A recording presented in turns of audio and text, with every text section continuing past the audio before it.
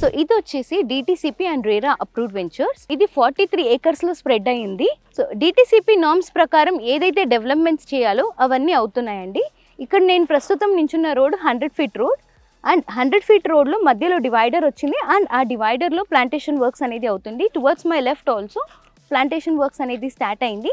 Internal roads మీకు 80, 60 and 33 feetsలో ఉంది. అన్ని రోడ్స్ బ్లాక్ టాప్ రోడ్స్ అండి. సో మనం చూడొచ్చు ఎలక్ట్రిసిటీ వర్క్ అనేది కంప్లీట్ అయిపోయింది. ఇక్కడ అండర్ గ్రౌండ్ డ్రైనేజ్ కానివ్వండి, water facility to each plot, ఫర్దర్గా ప్లాంటేషన్ వర్క్స్ అనేది ప్రతి ఒక్కటి యాజ్ పర్ డిటిసిపి నడుస్తుందండి. వెంచర్ చుట్టూ కాంపౌండ్ వాల్స్ అనేది ఉంది. స్టార్టింగ్లోనే మనం చూసాం సెక్యూరిటీ ఎంత టైట్ ఉంది అని.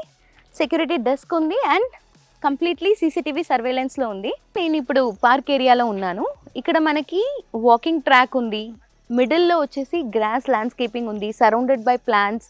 అండ్ ఇక్కడ మనకి 3 గజీబోస్ ఉన్నాయి అండ్ ఒక్కొక్క గజీబో చాలా పెద్దగా ఉందండి. ఒక మినీ పార్టీ అనేది మనం హోస్ట్ చేయొచ్చు, అంత బాగుంది. ఒక చిల్డ్రన్స్ ప్లే ఏరియా అనేది ఉంది.